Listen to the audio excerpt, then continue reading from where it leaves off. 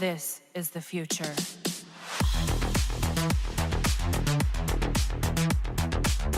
Hello ladies and gentlemen, Civil Green here and welcome to another video. So I've told you guys many times that I'm kinda dumb sometimes, and you guys don't really seem to contradict me, but this is another example. Here you go, if you haven't noticed that yet. I thought the Sorite pips were over. All the Sorite pips were over, but apparently yesterday we had one more refresh. I was literally streaming and people are like, play Sorites, and I'm like, I can't anymore, the Sorites are gone. And they're like, no, you still got some pips, and I'm like, oh, actually, good thing I streamed. Would have missed those if I didn't stream, but yeah, we're going to take a look at a few fights. First up, we're going to fight Boss Joker here. And boy, does he deal some crazy amounts of damage with that dot. We're at 4 Darkness stacks, we're using Raven plus Beta Club plus Brainiac Special 1 to stack up that lethal. And for the most part, it's going to be the usual Raven fights, where she does tons of damage with the Beta Club, but at the same time, this dude deals so much damage that he gets close to killing my Brainiac. He's far more of a problem than I thought he would be, actually, because when you take a look at him, he doesn't have any mechanics. Any special mechanics except for dealing a little bit more damage, and I'm always like, oh guys, you're gonna be fine. Those things that are written on the character thing, they're just basically saying in a lot of words he deals more damage. But boy, if you have no dot resistance, this dude is gonna melt you. This dude's gonna melt you, and I have no dot resistance on either my Raven or Brainiac, but we're hopefully gonna be fine. A Sword of Sin would have been fine on Brainiac to keep him at low power. But it's okay, we can dodge most of his specials. Okay, we're at 8 lethal stacks. We need to be very careful so that our Brainiac doesn't die, because if he dies, we lose all the buffs that he has given us. Tagging Vixen in there a bit to soak up some damage. Raven back in there for special 1. Actually special 3, but my dumbass used a special 3 instead of a special 1 there, because I was like, I could use the shield that's going to provide me with, but at the same time the special 3 animation was far longer than the special 1 animation, and I did not take that into account, and we basically lost all the Darkness stacks. Vixen ain't taking much more damage, he's not really built. Dodging that special 1 by tagging in. A special 1 from me. Yeah, damage starting to pile in again, but I have to be very careful because I'm very close to getting my passive procced, and that would mean again losing all the Darkness stacks to regen some health, and that's not a trade I want to make. There we go, got the shield from the special 3, and that's the end of Joker. I mean, there was not really a problem in terms of killing him, we had plenty of time left, but it was a little bit of a problem in terms of survival, far more than I expected actually. But yeah, there we go, he's down. Now we're going to fight Boss Just Like Flash here, and this is the exact same team that I used yesterday. And I got unusual gameplay while fighting him. I one-shot him with this team from all this health. And at the end of it, I actually got unusual gameplay. And I'll have to fight again, though it's okay, because if I did not get unusual gameplay, there's not much I could have done with this team to change anything, because we're going to beat all the sub-bosses by the end of the refresh, with Deathstroke being the only one alive. And I could have used Raven, Harbor, Harley Quinn on Deathstroke if this dude was already dead, but then I don't think I would have had a team to one-shot Boss Joker with. So that unusual gameplay didn't affect me that much, to be honest, but if those 3 pips that I kind of forgot about were not there, then it would have been a little bit, not catastrophic, but a little bit lame. We're going to use the Sword of Salvation on Harbor Harley Quinn, it's at level 8. And look, if you got no Sorite artifacts, the Sword of Salvation is still gonna be inferior to All Blades. But if a lot of passive attack is piling up from the artifacts, since we have here a level 4, I think, God Killer and the level 4 Prometheum Sword, those passive stats are kind of piling up, and the fact that All Blades gives you a flat amount of damage, so it's not dependent on the other bonuses that you got. But this thing, the Sword of Salvation is actually giving you percentage damage, so the more passive attack you have, the more you're going to deal.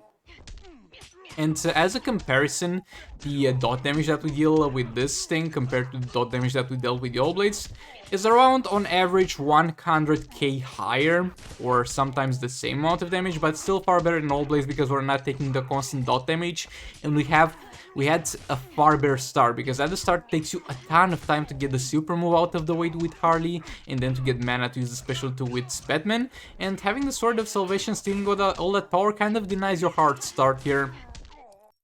Marking that Ben back in there or locking him into an infinite combo. If you guys saw the stream, I'm not kidding here, if you guys saw the stream, I played like since 1 minute and a half left of this fight, I played with my eyes closed, because There's literally no variation at this point in this fight as long as you do it properly, and you can literally guide yourself by the sound to kind of get to kind of figure out where you are in the combo at that point. So yeah, I can play this with my eyes closed. Don't believe me? Check out the stream playlist. Look at that stream. Yeah, there we go. 2 more tags should do it for this dude. I'm so happy we got to a few more pips and I got to kill him. And also Joker. Killing Joker is also a very good thing. But right, capture times like right. Arcanite did him back in for the last stun.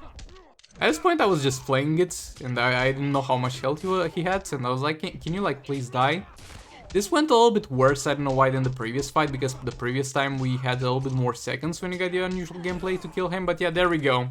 He is thankfully dead. Thankfully dead, despite the game's best attempts, it's thankfully dead. Over here we're going to use the Bad Ninja team against Boss Cyborg. Judging by the teams that I had left, either this team or the Kinflan Sakomen team would have dealt the most damage over here. And I just went to the Batman Ninja team because I think they would have had a slightly better performance. Something you need to keep in mind is that we don't have access to the special 2. And while it's not a mandatory thing and our mechanics will still work for the most part, the special 2 helps a ton with lethal attack damage stacking because you deal dot damage every single second to the enemy. And you think that's not a big deal because it's a small amount of damage, but that thing contributes to your lethal attack damage stacking, that being your main way to deal damage here. And yeah, I'm having a little bit of trouble combo interrupting this dude. I don't know what's up with this, because I think other cyborgs are far easier to combo interrupt. I had a far easier time combo interrupting Grid, I had a far easier time combo interrupting Boss Cyborg in Advent of Chaos. But Just Like Cyborg seems to attack a little bit faster. Maybe I just got dumber, maybe I just got worse at the game, but let me know in the comments how you feel about this dude, and if you try to combo interrupt him yourself, and if you feel the difference between him and the other cyborg bosses. Doing a little bit of a jump attack over there, my dudes.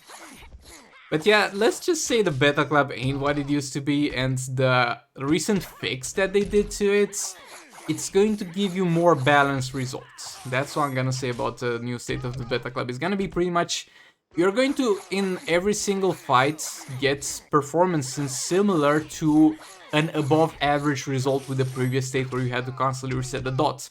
And the way to kind of play this is, as soon as you get a high dot value, try to not reset that, in order to get yourself the most out of the high dot value that you already got. Sorry if you heard my phone ringing there for a second, my bad. But yeah, it's kind of hard to keep track of both combo interrupting and the dot values, and when to stop doing swipes so you can hold on to the high value of dots. And let's just say, except for Rise of Krypton, except for fights in Rise of Krypton, it's kind of the dawn of the era where Catwoman would deal billions of damage, and I'm quite unhappy with that. I mean, look, I'm gonna be honest, I don't really care that much myself, because I always thought that the Beta Club was a little bit broken, and I actually feel like it's in a balanced state now, but I still think it's very unfair to the people that pay money for it, because this was more or less, unless for the few people that get very lucky, that pay to get Artifact, and people paid money. And it's not what they pay for. I paid money too for the Beta Club, but again, I don't mind that much since I'm also making money from this game. But it's just not fair. Let's just leave it at that. Yeah, as you can see, there's no way we're going to one-shot this, but still, I thought this fight was kind of worth showing to also get the vibe on how you guys feel about this dude. Both his attacks being combo interruptible, and to complain a little bit more about the state of the Beta Club. I think they did say that they acknowledge that the Beta Club is still not fixed and they will try to fix it, but boy, this is the 3rd time they're trying to fix that crap. Anyway, let's get to the next fight here. We're also going to fight Boss Cyborg, but not from this account, from a secondary account with the League of Anarchy. You might be like, sick about how are you gonna stun Boss Cyborg? You don't have access to your special 2.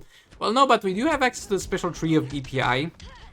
It's pretty much the same strategy that you do against Enchantress, because if you remember, or if you played Rise of Krypton, Enchantress in Rise of Krypton will, or was in Advent of Chaos, I think it was in Rise of Krypton, but yeah, Enchantress in Rise of Krypton will kind of disable all your specials buffs for the special 3, and the Outbreak Harley Quinn team kind of relies on special 3 to stun, and there we go, special 3 from EPI, and that's pretty much how we're going to stun the target. And you'll see me doing some variations of this throughout this fight, because I'm kind of trying to find the optimal special 3 combo, because there is a combo. That's most optimal because the stun, at the very least for me, look, I'm not exactly sure how high level my EPI special tree is at the moment, but at the very least in my specific scenario, we're not going to get our full combo off of that special tree with Harley.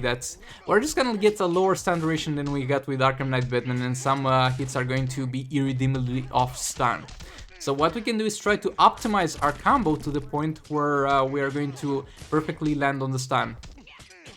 In a second here. We're running double all blades because I don't have soul raid artifacts on this count except for a level 1 god killer that was on Power Girl. And we're running double all blades because they will not have problems with healing. Yeah, I messed up there, my bad.